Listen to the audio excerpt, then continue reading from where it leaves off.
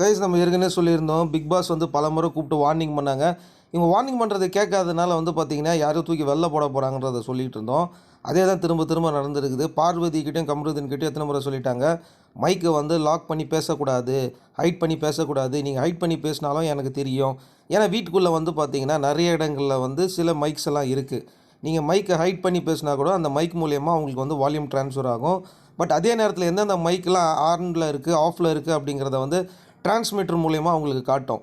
இதில் யாராவது ஒருத்தர் வந்து பார்த்திங்கன்னா மைக்கில் சரியாக பேசாமலையோ அதை தப்பியாக யூஸ் பண்ணாங்க அப்படின்னா அவங்களுக்கு காட்டிடும். அதே மாதிரி வந்து பிக் பாஸ் வந்து இது வரைக்கும் கம்ருதீன்கிட்டையும் பார்வதிக்கிட்டையும் பல முறை வந்து பார்த்திங்கன்னா வார்ன் பண்ணார். ஒரு முறை வந்து பயங்கரமாக திட்டார். இது வரைக்கும் பிக் பாஸ் இவ்வளோ கோவப்பட்டு நான் பார்த்ததே கிடையாது. ஆனால் இன்றைக்கி என்ன நடந்தது அப்படின்னு பார்த்தீங்கன்னா, பிக் பாஸ் சொல்லிட்டாரு, யாருக்குமே ரேஷன் கிடையாது, எல்லாத்தையும் எடுத்து திரும்ப வைங்க. அது காரணம் என்னன்னா, எத்தனை முறை தான் சொல்கிறது, ஒரு தடவை 2 தடவை சொல்ல முடியாது. திரும்ப திரும்ப இதை நீங்கள் செஞ்சுக்கிட்டு இருக்கிறதுனால இதுக்கு மேலே வந்து பொறுமையாக இருக்க முடியாது.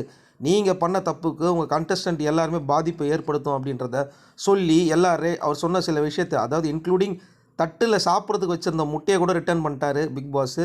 திரும்ப வாங்கி வச்சுக்கிட்டாரு. உடனே வந்து பார்த்திங்கன்னா பார்வதி அதே தான் ட்ராமா.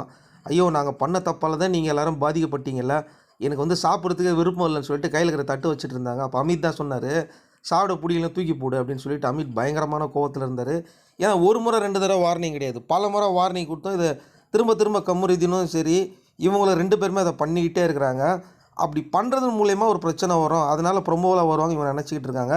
எனக்கு தெரிஞ்சு 2 பேரில் யாருக்காவது ஒருத்தருக்கு வந்து பார்த்திங்கன்னா ரெட் கார்டு கொடுத்துருவாங்க அப்படின்னு நான் நினைக்கிறேன். ஏன்னா ஏற்கனவே இதுக்கு முன்னாடி வந்து பார்த்திங்கன்னா மைக்கை 3 முறை வந்து பார்த்திங்கன்னா சரியாக பயன்படுத்தாமல் லாக் பண்ணி வச்சுருந்தாங்க. 4வது தடவை என்ன தெரியுமா பண்ணாங்க, அவங்கள அந்த வாரமே அழகாக எவிக்ஷன் மாதிரி கொண்டு வந்து அவங்கள வெளில தூக்கி போட்டாங்க. அதான் ப்ராப்பராக எவிக்ஷன் பண்ணி அனுப்பிச்சிட்டாங்க. ஆனால் இன்றைக்கி நிறைய பேருக்கு பயங்கரமான ஷாக்கு. நல்லா தானே வந்துட்டு இருந்தது, இப்போ தானே கொஞ்சம் நல்லா பெர்ஃபார்மன்ஸ் நல்லா இருந்துகிட்ருக்கு, அப்புறம் ஏன் தூக்கி போட்டாங்க அப்படிங்கிற கன்ஃபியூஷன் அப்பவே இருந்தது. யார் இந்த கண்டஸ்டன்ட் அப்படிங்கிறத கீழே கமெண்ட் செக்ஷனில் கமெண்ட் பண்ணுங்கள்.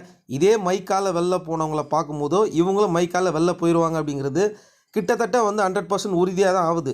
இதனால் வீட்டில் இருக்கிறவங்களாம் என்ன பண்ணிட்டாங்க அப்படின்னு பார்த்தீங்கன்னா, நீங்கள் வந்து உங்களால் நாங்கள் எல்லோரும் தண்டனை அனுபவிச்சல, இப்போ நாங்கள் எல்லாருமே சேர்ந்து வந்து பார்த்திங்கன்னா உங்களுக்கு ஒரு தண்டனை ஃபிக்ஸ் பண்ணுறோம். அதாவது நீயும் கம்ருதீனும் ஒரு வாரத்துக்கு 2 பேரும் பேசிக்கக்கூடாது அப்படிங்கிற மாதிரி அமித் எல்லோரும் கூட சேர்ந்து வந்து இதுக்கு சொன்ன உடனேயே பார்வதி ஐயோ வானத்துக்கும் பூமிக்கும் குதிக்குது, அதெல்லாம் முடியாது, நாங்கள் 2 பேர் என்ன பேசணும் பேசக்கூடாது அப்படிங்கிறதெல்லாம் நீ முடிவு பண்ணக்கூடாது, நாங்கள் பேசிகிட்டே தான் இருப்போம், இதெல்லாம் தடுக்கக்கூடாது அப்படிங்கிற மாதிரி பார்வதி திமுறாக பேசிக்கிட்டே இருந்தது. ஸோ இதை பார்க்கும்போது வந்து ஒரு லேட்டாக தெரியுது, அங்கே பிக் பாஸும் வந்து பார்த்திங்கன்னா சொல்கிறத கேட்கல, இவங்க உள்ளே இருக்கிற கண்டஸ்டன்ட் சொல்கிறதையும் இவங்க கேட்க மாட்டேன்றாங்க. ஸோ இவங்க 2 பேருமே வந்து பார்த்திங்கன்னா எல்லாமே வந்து வயலேஷன் பண்ணிக்கிட்டே இருக்காங்க. ஸோ எனக்கு தெரிஞ்சு 2 பேரில் ஒருத்தர் கன்ஃபார்மாக வெளில போகிறாங்க அப்படிங்கிறத வந்து 100% என்னால் உறுதியாக சொல்ல முடியும். ஏன்னா ஒவ்வொரு சீசன்லையும் இதே மாதிரி கண்டினியூவாக நடந்துகிட்ருக்கு. ஸோ இந்த மாதிரி கம்பல்சரி வந்து நடக்கும் அப்படிங்கிறதுல எந்த ஒரு டவுட்டும் கிடையாது. அதுக்கப்புறம் இந்த ஐடியா கொடுத்தது யார், விக்ரம் தானே கொடுத்துருப்பான் அப்படிங்கிற மாதிரி அந்த பக்கம் திருப்பி விட்டாங்க. இதில் என்ன கொடுமை அப்படின்னு பார்த்தீங்கன்னா, ரெட் கார்டு கொடுங்க பார்வதிக்கு அப்படிங்கிற மாதிரி எல்லோரும் சொல்லிகிட்டு இருக்காங்க. இது கொடுமை கிடையாது, இதுதான் உண்மை. இந்த விஷயம் நடந்து இன்னும் கொஞ்சம் நேரம் கழித்து திரும்பவும் பார்வதியும் கம்ருதீனும் மைக்கை திரும்பவும் பண்ணியிருக்காங்க இதே மாதிரி. இது ஒரு தடவை 2 தடவை எல்லாம் நான் ஸ்டாப்பாக பண்ணிகிட்டு இருக்காங்க. அதாவது உங்களுக்கெல்லாம் டீசென்சியே தெரியல, உங்களுக்கெல்லாம் அறிவில்லையா அப்படிங்கிற அளவு கூட வந்து பிக் பாஸ் பேசிட்டார். அப்படி பேசியும் திரும்ப தான் நடக்குது. இப்போ எல்லோரும் என்னென்னா, வர்ற வாரம் விஜய் சேதுபதி 2 பேரில் யாராவது ஒருத்தரை வந்து எவிக்ட் பண்ணுற மாதிரி எவிக்ட் பண்ணி தூக்கி சீக்ரெட் ரூமில் போட்டு ஒரு வாரம் 10 நாள் பைத்தியம் பிடிக்கிற மாதிரி வச்சுட்டு அதுக்கப்புறம் உள்ளே அனுப்புங்க, அப்போ தான் வந்து பார்த்திங்கன்னா இவங்களுக்கெல்லாம் இந்த புத்தி வரும் அப்படின்னு. பார்வதி இதுக்கு முன்னாடியே வந்து பார்த்திங்கன்னா ஒரு கேம் ஷோவில் போயிட்டு என்னென்னலாம் பண்ணாங்க அப்படிங்கிறது தெரியும். அந்த பேர் ஒரு நல்ல பேராக இருக்குது, அந்த பேரை வந்து தயவுசெய்து கட் பண்ணிட்டு பார்வதி அப்படிங்கிறத விட பார்வதியும் கூட வைக்கலாம். ஏன்னா அவங்க நிறைய இடங்களில் எங்கே சுற்றுவாங்க அப்படிங்கிறது உங்களுக்கே தெரியும் நினைக்கிறேன். ஸோ என்னை பொறுத்த வரைக்கும் இது வரைக்கும் நான் பார்த்த சீசன் 2ல் ஒரு இரிட்டேட்டிங்கான ஒரு கண்டஸ்டன்ட் இருந்தது. அதுக்கப்புறமா இந்த கண்டஸ்டண்ட்டை தான் நான் பார்க்குறேன். அதனால தான் நான் வந்து சொல்லிகிட்டு இருக்கேன், ஒருத்தர் 2 பேர் இல்லை, இந்த கம்ருதீனை பார்க்கும்போதெல்லாம் இன்னும் பயங்கர இரிட்டேஷனாக இருக்குது. அவங்க பேசுகிற ஸ்லாங்லாம் நீங்கள் கேட்டிங்கன்னு வச்சுக்கோங்களேன், எத்தனை பீப் போடலாம் ஒரு நாளைக்குன்னு தெரில.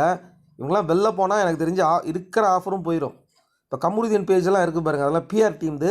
ஸோ கம்ருதீனுக்கு ஒரு மிகப்பெரிய ஃபேன் பேஸ்லாம் ஓடிட்டுருக்கலாம்னு நினைக்காதீங்க. இவங்க எல்லோரும் பிஆர் டீமை பார்த்து தான் வேலை பார்த்துக்கிட்டு வர்றாங்க. ஸோ கன்ஃபார்மாக இந்த வாரம் பார்வதியை வெளில அனுப்பிடுவாங்க அப்படிங்கிற மாதிரி தான் இருக்குது. பிக் பாஸ்கிட்டையும் அவங்க மன்னிப்பு கேட்கல, நல்லா தெரிஞ்சுங்க. பிக் பாஸ் சொல்கிறதையும் இவங்க கேட்கல. உள்ளே இருக்கிற டீம் தொடர்ந்து சொல்லிகிட்டு இருக்காங்க, மைக்கை ஆஃப் பண்ணிவிட்டு பேசக்கூடாது, அது பெரிய வயலேஷன் அப்படின்றாங்க. இதை நான் ஸ்டாப்பாக பண்ணிகிட்டு இருக்காங்க. எனக்கு தெரிஞ்சு வந்து விக்ரம் தான் கரெக்டான ஆள்னு நினைக்கிறேன். பார்வதியிலே வந்து 4 மூக்கில் 2 குத்து விட்டா தான் வந்து பார்த்திங்கன்னா அது சரி வரும்.